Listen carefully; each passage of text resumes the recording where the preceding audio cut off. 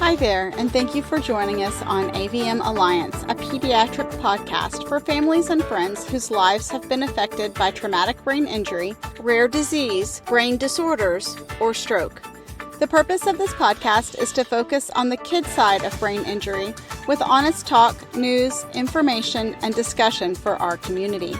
Being a parent of a medically complex child is an extremely difficult path to suddenly find yourself on. I'm Raylene Lewis, and my son Kyler suffered a hemorrhagic stroke at age 15. Thank you for joining us. A happy new year to all our listeners.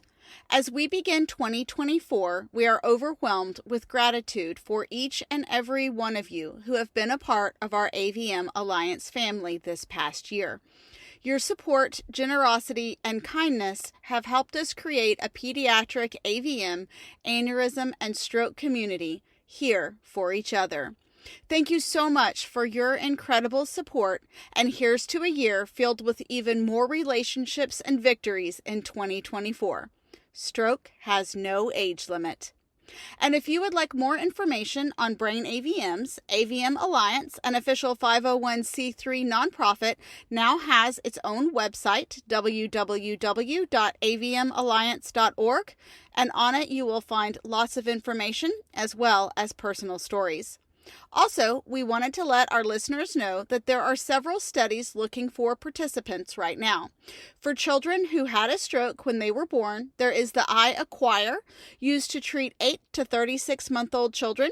For children who had a stroke when they were 1 month old or older, there is the TOPPS, transcranial direct current stimulation option.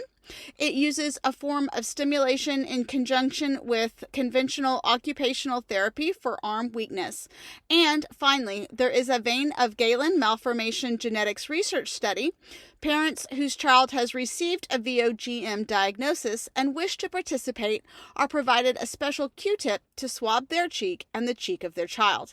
If you would like more information on any of these studies, you can find it on the AVM Alliance website under Research Studies, or email us info@avmalliance.org, and we will be happy to send you more information. And for our international listeners with a VOGM diagnosis, yes, you are also eligible and encouraged to participate in this study.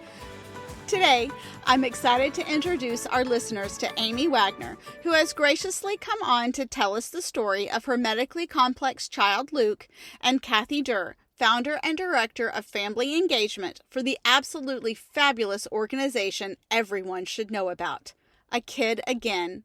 Created to provide kids with life-threatening conditions and their entire family with opportunities to forget about the stress that comes with having a child with a medical condition. A Kid Again is a national organization that provides year-round activities, all completely planned and cost-free. They serve parents and siblings just as much as the enrolled child, and they offer group activities so that families can connect and form relationships and support one another. Kathy and Ami, thank you so much for joining us. Thanks for having us. Yes, thank you. I just wanted to get started. Ami, why don't you tell us a little bit about your story, about Luke's diagnosis, and a bit about what your journey has been so far? Okay, so basically Luke is 16 now. He was diagnosed with generalized idiopathic epilepsy at the age of 5. So when Luke got that diagnosis, up until that point, we had lived a pretty normal life, is what I would call it. On the go all the time. My husband and I both worked full-time jobs. I actually just kind of thought, hey, he'll take a med. And as long as he's kind of compliant with that medication, he will be, his seizures will be controlled and we'll go on our merry way. But that has not been our journey at all. Luke's epilepsy from a very young age, from that diagnosis, he was very difficult to treat. That first year was just basically, I think back on it, it was like a nightmare. The anxiety, the just when is the next seizure happening, which was daily, nightly, changing medications in the hospital, out of the hospital. And so about a year into it, I was just kind of at my wit's end. My family was stressed out. I was kind of private about the whole thing, and just, so we didn't have that really community or support system. And Luke was in the hospital. And the doctors called us into the consult room and they're like, listen, he has gotten severely worse. His seizure activity and, his EEG looks terrible. But they said, look at this though. He was on the camera, the video EEG. And they said, but look, he's having a big seizure right now. And look at him. He's talking. He's putting together a Lego. He somehow is adapting to all these seizures. So that was just a blessing right there. And I just thought to myself, I have to change my outlook to help everybody around me. The way we're living, and we've lived this last year, is we can't do this any longer. So we are going to find joy in every minute of everything we do from now on. We are not going to let this epilepsy diagnosis stop us. We are going to live for the moment. We're not going to dwell on yesterday or think about tomorrow. We are going to dwell on the times that we have with Luke where he's seizure free. I got involved in his treating hospital. We started doing some volunteer work. So I kind of found my community. At the age of 12, he was diagnosed with Lennox-Gastaut syndrome, LGS. And LGS is a severe form of epilepsy where you have many different seizure types. They're very difficult to control. So he's 16 now. Cognitively, he acts like he's about 7. He lost a lot of years. We were talking about a corpus callosotomy where they divide the brain to stop those seizures. And actually, I had done a lot of research on the deep brain stimulator, and they were putting these in patients 18 and older at the time for generalized epilepsy. And Luke was actually the first or second in the US, a pediatric patient, to get a deep brain stimulator for generalized epilepsy. It's been about 2.5 years. It has been amazing. It has decreased his seizures by over 50%. Just letting Luke live his best life after everything he's been through all these years just, means the world to us. So when we can get involved with different organizations like a Kid Again, and we can do some fun things for him, it makes all the difference in the world. I'm so glad that the most recent procedure that you tried worked. Kyler, my son, has epilepsy, which we knew that he was going to have if we chose to treat his medical condition, which is brain AVM. And he was having seizures for a while, and they said the words intractable epilepsy. The doctor was like, I'm going to try this one thing, but if it doesn't work, and knock on wood, he's been seizure free now for a little over 3 months, but it's Oh my gosh. it's such a roller coaster, up and down. So tell me, how did you get involved with A Kid Again? So basically, I'm on a lot of Facebook with different organizations and everything, and it was actually a LGS, Lennox-Gastaut syndrome Facebook page. I really read through it, and I was like, oh my goodness, I think this would be, a great organization. I loved everything they stood for and how they involved the family. Went on the website and signed up, and it's very easy to sign up, and so that's always a plus to a mom of a complex child. How easy is this going to be to do? Because it's like we don't have a lot of time. So yeah, that's how we kind of got involved. That's wonderful. I think a lot of people don't understand what it's like to live with a medically complex kiddo, and I think every time I hear the doctors tell me, well, your kid is medically complex, I just want to roll my eyes and be like, think I don't know. So Kathy, tell me, A Kid Again seems like a fantastic organization. Can you tell me a little bit about how you got started? I'd love to. Sure. We've been around since 1995, and I helped start the organization because our oldest son, Christopher, had an inoperable brain tumor on the brain stem.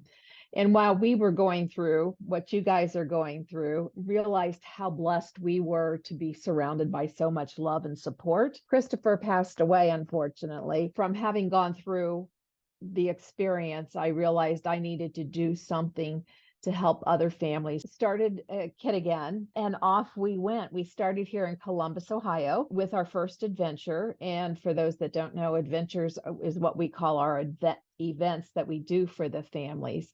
And an adventure is a cost-free, carefree, fun experience for the entire immediate family to come to. So siblings are included in everything that we do because we recognize the sacrifices that they are making when a child is diagnosed with a life-threatening condition. So they are included in everything we do and treated equally to the diagnosed child. So we try to think of everything so that when you come to an adventure, you don't have to think of anything. It's a fun-filled day with your family as well as with other families. You become a support system for one another. And a couple years ago, we decided to take this organization nationally. And so we started in Texas as well as a few other areas, and very excited about how we are growing. It's so exciting, and I think it's very needed. My daughter Rylan is a senior in high school this year, and she is going through the college essays. And of course, a lot of her essays are based on growing up with a brother with a life-threatening medical condition. And I just absolutely love that a kid again brings in that sibling aspect and kind of is like a whole family experience together. So who is eligible to enroll? You said it was up to age 20, right? Yes, up to age 20. The application is on our website. Any family that has a child with a life-threatening condition. So there's a wide variety of not so fun diagnoses out there. We ask on the application what the diagnosis is, and a lot of them are auto-qualified. If we have any questions as to whether it is life-threatening or not, we will contact the family. And we have a medical committee also that reviews some of those applications. And I will have the website on this podcast under the comments, but can you just go ahead and tell it for me real quick for our listeners? Sure, it's akidagain.org. And there is something about adventure for Kyler's Make-A-Wish. I mean, we said, what do you want? And he said, all I really want is an adventure. And I think that's because they get stuck in their room, in their bed. So I think adventure and doing something fun just makes a big, big difference. And we try to have in our house, okay, if we have to go and have this treatment or have this procedure or have this done, it's kind of like we call it something that sucks. And so we try to do something that really doesn't suck that they can look forward to. But a lot of times for medical families, that's hard because all of our times go to the medical or the parking garage, every time we go. I know, Kathy, that you must rely a lot on community support. How can people get involved with a Kid Again? Oh, we absolutely do. We would not exist without the support we get from volunteers. I always say they're the backbone of our organization. Would love to have more volunteers. We would not exist without some very kind-hearted people, and always need more because the amount of families we are serving is growing so fast. And if anybody out there owns a business or something that might be a nice place to have an adventure, would love to hear from them as well. And all of that can be done on our website. Fabulous. And I just want to stress again, even the smallest adventure can make the biggest difference. Anything, I think, is a huge adventure for some kids, especially when they get left out of so many regular activities. And I think it's hard for parents to see kids, they see their, friends or the kids who are their age going and doing these things that they know will never be an option. And that's just another reason why Kid Again is so amazing, because it gives them experiences that they would not otherwise have. We're on all the handles. We're huge on Facebook. We even have private Facebook groups for our family so they can talk to one another and exchange ideas and everything on there. The community aspect, which Amy talked about a little bit as well, is a big thing, especially with AVM Alliance. That's something that we do too for our aneurysm, AVM, and stroke community, hemorrhagic and ischemic. And it's easy sometimes when you're down in the thick of it to forget that you're not the only one going through what you're going through, and it's so easy to get lost. And so to have a connection of other people, even if it's not the same medical condition, you can learn from each other, you can gain strength from each other, advice. Never underestimate the power of community just for mental health. Just that sense of community, it's so important for me and our family. But when I look at Luke and he's looking around at other kids and seeing their, the challenges they have and everything, I just think it helps so much. So it's been amazing for us. And yeah, we're just really, really blessed to be a part of this. Well, Amy and Kathy, I agree wholeheartedly. Thank you so much for all you do for our kids, Oh, because it thanks. does mean the world and it makes the biggest difference ever. And these memories, each one is like more precious than gold. I'm just being completely honest about it. Right now, AVM Alliance is working to send out stuffies, stuffed animals. And so, this last week we sent out 115 stuffies, and Nice. the parents have sent us back, pictures of the kids, opening them up, and I'm so happy. And I get messages about stuffies going to therapy and stuffies, snuggling while they have to take their shot. I hope that our listening community knows what a difference it makes, like even the littlest thing, because I think that people who don't have medically challenged kids don't understand the power of a Lego or the power of a Right. stuffy or the power of a card. I mean, it really can just Right. be anything, but it can take a kid from like the lowest low to, back to normal level of, Right. I'm cared about, especially because, mom and dad say that they care, right? But that Of doesn't course. Yeah. count. And it's like, Right. I don't know why it doesn't Right. count, but I'm just telling you, as a medically Right. challenged kid, mom and dad caring Nope. doesn't matter. But having somebody else that thought of you, even if it's somebody that you don't even know, is like, wow, that means I actually really may be special. You actually do want me to get better. And that motivation for improvement and recovery and therapy, it just makes all the difference. So Yes, it does. thank you guys. Thank you so much for joining us today. Yes, thank you for so much for us. having us. The focus of this month's Things to Think About is based on the children's book, Or So They Thought, written by pediatric hemorrhagic stroke survivor Marina Ganetsky. When a child suffers a stroke, their life changes in an instant. They not only have to relearn how to make their bodies work, they often lose their pre-stroke friends. Having to lose your body working like it always had is hard, but losing your support network of friends, especially when a child is going through something that changes their life dramatically, is even harder. Marina's inspiring book illustrates the struggle, hope, and extraordinary resilience of children who have suffered a stroke.